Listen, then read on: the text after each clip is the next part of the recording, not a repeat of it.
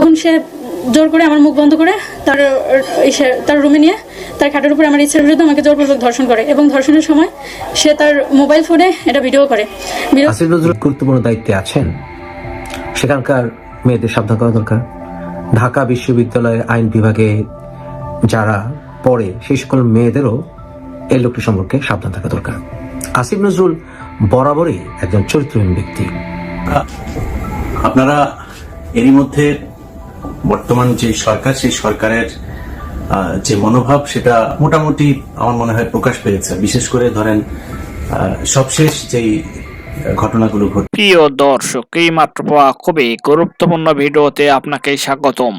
দর্শক, আপনারা ভিডিওর থাম্বনেল দেখেই বুঝতে পেরেছেন আজকের ভিডিওটি কতটা গুরুত্বপূর্ণ হতে চলেছে। দর্শক, আজকের ভিডিওতে অনেক চাঞ্চল্যকর সব গোপন তথ্য ফাঁস করা হবে, তাই না টেনে সম্পূর্ণ ভিডিওটি দেখতে থাকুন এবং এইরকম আরো নিউজ শুনতে চ্যানেলটি সাবস্ক্রাইব করে আমাদের সাথেই থাকুন। তো চলুন দর্শক, কথা না বাড়িয়ে আমরা মূল ভিডিওতে যাই।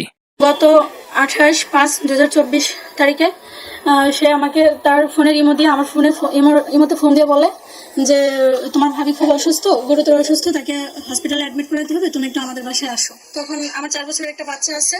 আমি তখন আমার বাচ্চাকে আমার শাশুড়ির কাছে রেখে আমি তার বাসায় যাই। যাওয়ার পরে আমি যেয়ে দেখি যে তার বাসায় কোনো ভাবি অসুস্থ তো দূরেই থাক, ভাবি বাসায় নেই। তখন আমি যখন তাকে বলি যে দাদু, আমরা তাকে দাদু বলি, তখন আমরা যখন বলি যে দাদু, আমি বলি যে দাদু ভাবি কই, সে বলে কি না তোমার ভাবি তো বাসায় নেই। তখন আমি বললাম যে তাহলে আপনি যে বললেন যে ভাবি অসুস্থ, তাহলে মিথ্যা কথা কেন বললেন? তখন সে তার ফ্ল্যাটের দরজা লক করে দেয়। দরজা লক করে দেওয়ার পরে তার বান্ধবীদের আমি অন্যরকম একটা আচরণ বুঝতে পারি।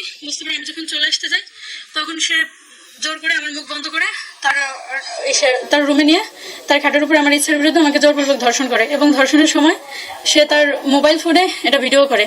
ভিডিও করার পরে সে আমাকে বলে যে তুমি যদি কাউকে বলো তাহলে মান সম্মান তোমারই যাবে, আর তোমার ফ্যামিলির লোক আমাকে অনেক বেশি সম্মান করে, আমি যদি বলি তাহলে এটাই বিশ্বাস করবে, তোমার কথা কেউ বিশ্বাস করবে না। এক পর্যায়ে আমাকে অনেক ভয় পেতে দেখালে আমি এটা গোপন রাখি, আমি কাউকে বলি না। বললে তারপরে আমি চলে আসি। আসার পরে সে আবার তার পরের মাসের 9/6/2024 তারিখে সে আমাকে হঠাৎ আবার ফোন দেয়, ইমো দিয়ে, আমার ইমোতে ফোন দিয়ে বলে কি যে তুমি এখন আমার বাসায় এসে দেখা করবা। তখন আমি যখন যাইতে না করি তখন সে আমাকে বলে কি যে তুমি যদি না আসো, আমি কিন্তু এটা লোক সমাজে যদি ভাইরাল করে দিই ফেসবুকে, তাহলে কিন্তু তুমি স্বামীর সংসার করতে পারবে না, আর বুঝোই তো কি হবে। ভয়ে তারপরে আমি কিছু বুঝতে পারি না, বুঝতে না পারি আমি আবারও তার বাসায় যাই। যাওয়ার পরে সে আমাকে আবারও ইচ্ছার বিরুদ্ধে আমার সাথে জোরপূর্বক ধর্ষণ করে। ধর্ষণ করার পরে তারপরে আমি বাসায় চলে আসার পরে ওই মাসেরই আবার 13 তারিখে 13/6 সে আমাকে আবার ফোন দিয়ে বলে কি যে তোমার আমার বাসায় আবার আসতে হবে। তখন আমি মনে করছি যে আমি আর যাইতাম না, তাই আমার যাই হোক। তখন আমি বলছি কি দাদু, আমি আর আপনার কাছে যাইতাম না, আপনি যা করবেন করেন, আমি আর এর মতো নাই, যা এখন হবে তাই একটু পরে, যা কিছুদিন পরে হবে তাই এখন তাতে আমার কোনো সমস্যা নেই। আমি মনে করি যে সে হয়তো শুধু আমাকে ভয় দিয়েছে, সেরকম কোনো কিছুই করবে না। তখন সে রাগের চোটে আমি যখন তার কাছে যাইনি, তখন সে রাগের বসে আমার হাজবেন্ডে 24 তারিখ সে আমাকে 18 তারিখ পর্যন্ত রিকোয়েস্ট করতে থাকে। আমি যখন যাই না, তারপরে আমি ওই সিম কার্ড চেঞ্জ করে ফেলা, ওই ইমো বাদ দিয়ে দিই। তখন সে 24 তারিখে আমার স্বামীর কাছে ফোন দিয়ে বলে যে তোর বউ ভালো না, তোর বউ চরিত্রহীন না, তোর বউ রাখিস না, তোর বউকে তুই ছেড়ে দে। এগুলো বললে আমার শাশুড়ির কাছে যে বলে, বাসায় যে বলার পরে তারপরে আমার হাজবেন্ড আমাকে যখন জিজ্ঞাসা করে, তখন আমি আমার হাজবেন্ডে বলি যে দাদু তো আমার সাথে এরকম কিছু করছে। করার পরে দাদুই আমার মানা করছে যে তুমি বললে তোমার মান সম্মান যাবে, এখন দাদুই কেন আবার এরকম করলো। করার পরে আমার স্বামী তাকে আবার যখন ফোন দিয়ে বলে যে দাদু আপনি তো এরকম করছেন, তাহলে আপনি কেন আবার আমার বউয়ের বিষয়ে আমাকে এরকম বললেন। তখন বলে কি যা করছি, তুই নরিমান মানুষের ছেলে, তুই কি করতে পারবি, তুই যা করার কর, এরকম যখন বলার পরে তারপরে আমি বাধ্য হয়ে আমি এসে যাই, সদর থানায় যাই মামলা করার জন্য।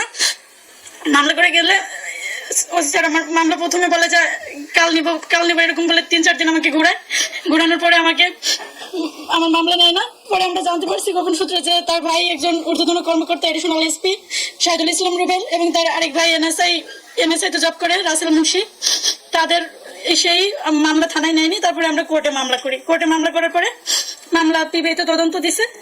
এখন তারা এই যে গত 15/11/2024 তারিখে তার ওই রাসেল ভাই এবং এই কিছু ইউনিয়ন আওয়ামী লীগ কিছু সভাপতি, শ্রমিক লীগের কিছু আওয়ামী লীগের নেতাকর্মীকে নিয়ে আমাদের বাসায় আসে আসার পরে তারা বলে যে মামলা উঠে ফেলানোর জন্য। তা আমরা মামলা উঠাতে যখন রাজি হইনি তখন তারা আমাদের ভয় দিচ্ছে যে থানা থেকে যেরকম মামলা নিতে দেয়নি ঠিক একইভাবে পিবিআই থেকেও রিপোর্ট নেগেটিভ করাবো, তোমরা মামলা মীমাংসা না করলে আমাদের সমস্যা নেই, আমরা ওটা যে কোনোভাবে রিপোর্ট নেগেটিভ করাবো। বিভিন্ন মাস্তান টাস্তান ভাড়া করে হুমকি টুমকি দিচ্ছে, তাদের হাত পা ভেঙে দেবে। যখন দেশের গুরুত্বপূর্ণ দায়িত্বে একজন থাকবে এবং উনি প্রতিনিয়ত হাদিস কোরআন রেফারেন্স দেন, তার চরিত্র জানা দরকার বাংলাদেশের মানুষের।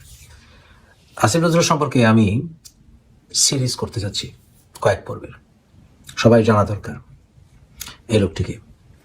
এবং এই জন্য বলা প্রয়োজন যে উনি যে গুরুত্বপূর্ণ দায়িত্বে আছেন সেখানকার মেয়েদের সাবধান করা দরকার। ঢাকা বিশ্ববিদ্যালয়ের আইন বিভাগে যারা পড়ে সেই সকল মেয়েদেরও এই লোকটি সম্পর্কে সাবধান থাকা দরকার। আসিফ নজরুল বরাবরই একজন চরিত্রহীন ব্যক্তি, কথাগুলো বলতে বাধ্য হচ্ছি। আমি এক একটি পর্বে তার মুখোশ উন্মোচন করব। আমি কোনো ব্যক্তিকে টার্গেট করে সাধারণত ভিডিও করি না, কিন্তু এটা কথা করতে বাধ্য হচ্ছে যেহেতু উনি সরকারের সবচেয়ে গুরুত্বপূর্ণ জায়গায় আছেন এবং কয়েকটি মন্ত্রণালয়, বিশেষ করে সাংস্কৃতিক মন্ত্রণালয়ের দায়িত্বে উনি আছেন। অনেকে মেয়েরা সেখানে যায়, তারা বিপদে পড়ুক আমি চাই না। আসিফ নজরুল কোথা থেকে শুরু করব? 80 দশকের শেষের দিকে যাই। আসিফ ভাই মনে পড়ে? করবে মিজান, শাকিল, মনে পড়ে এদেরকে? আসিফ ভাই, আফনান অদিতিকে আপনি বিয়ে করেছিলেন, কিন্তু আসল কারণটি বলেননি যে বিয়েটা কেন ভেঙে গিয়েছিল। সাক্ষী কিন্তু আছে অনেক। আপনি বউ পেটাতেন কেন? কেন পেটাতেন? বক্সিবাজার এলাকায় আপনার ভাই যে বউ পেটাতো রেগুলার, কয়বার বিচার হয়েছিল? বউ পেটানো কি আপনার পারিবারিক গৌরব? হ্যাঁ, আসল কথাটা মানুষকে বলেন না কেন?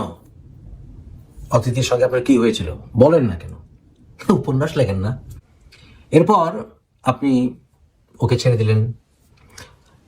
আপনি গুলতেকিন ভাবির, অর্থাৎ হুমায়ুন আহমেদ স্যারের স্ত্রী, প্রথম স্ত্রী গুলতেকিন ভাবির বন্ধু ছিলেন, শুয়ে হয়ে ঢুকলেন সংসারে।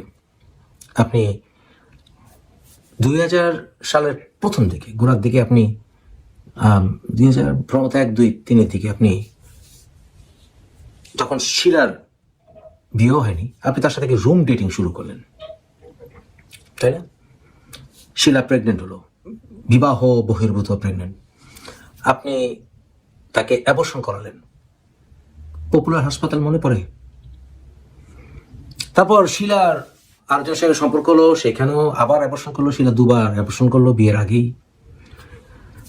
তারপর আপনি রোকেয়া প্রাচীকে বিয়ে করলেন। শিলার সঙ্গে আপনার বিয়েটা হলো না, শিলার আরেক জায়গায় বিয়ে হলো। দ্রুত নির্বাচন চায় বিএনপি, যা বললেন তথ্য উপদেষ্টা। তথ্য সম্প্রচার উপদেষ্টা নাহিদ ইসলাম বলেছেন, সরকার কোনো দলের কাছে নয়, জনগণের আকাঙ্ক্ষার কাছে দায়বদ্ধ। তাই বিএনপি দ্রুত নির্বাচনের জন্য যতই চাপ দিক, সংস্কার কমিশনের কাজের উপর ভিত্তি করে নির্বাচনের দিকে এগোবে সরকার। সম্প্রতি গণমাধ্যমের সঙ্গে একান্ত সাক্ষাৎকারে তিনি এসব কথা বলেন। নাহিদ ইসলাম বলেন, ছাত্র জনতার আন্দোলনে নির্বিচারে মানুষ মেরে আওয়ামী লীগ রাজনীতি করার নৈতিক অধিকার হারিয়েছে। তাদের কেবল বিচারের কাঠগড়াতে উঠতে হবে না, ক্ষমা চাইতে হবে জনগণের কাছে। তথ্য উপদেষ্টা বলেন, গণমাধ্যমের স্বাধীনতার ক্ষেত্রে অন্তরায় যে আইনগুলো রয়েছে সেগুলো পর্যালোচনা করা হবে।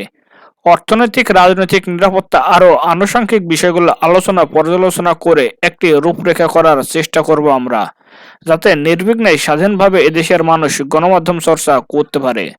তিনি বলেন, গণমাধ্যম সংস্কারে গঠিত কমিশন এমন আইন করবে যাতে ভবিষ্যতে কেউ গণমাধ্যমে খবরদারি চালাতে না পারে। গণঅভ্যুত্থানের পর অন্তর্বর্তী সরকার একের পর এক দাবি আদায়ে আন্দোলন সামলাতে হচ্ছে। এ বিষয়ে নাহিদ বলেন, কিছু দাবি ন্যায্য হলেও সবগুলো নয়। এইসব দাবির আড়ালে ষড়যন্ত্র থাকতে পারে।